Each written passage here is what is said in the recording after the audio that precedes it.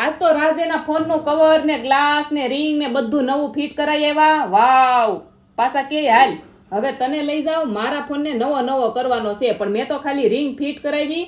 મને મારું આ કવર બહુ વાલું વાલું લાગે એટલે મેં ઈનું ઈ રાખ્યું.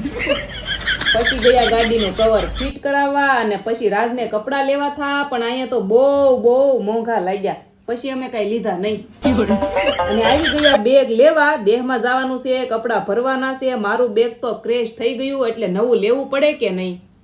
પછી આવ્યા પેંડા લેવા. અમારે ગાડીના પેંડા ખવડાવવાના બાકી છે ને બધાય માઈક કરે છે એટલે પેંડા ખવડાવવાના છે. પેંડા લઈને આવ્યા સોનલબેન ના ઘરે, પણ આ ભાઈ તો કોફી બનાવતા થાય, એને આવડતી નહોતી, ખોટે ખોટો ગેસ બાળતો હતો. આ લોકોને અહીંયા પેંડા ખવડાવ્યા અને મારે તો કઈ ખાવા નહોતા, મારે બદામ શેક પીવો હતો. અરે મને બહુ ભાવે. હવે આ કમેન્ટમાં કયો તમને શું ભાવે, બદામ શેક કે ફાલુદા? તો મળીએ નેક્સ્ટ વિડીયોમાં. જય દ્વારકાધીશ. Like share subscribe.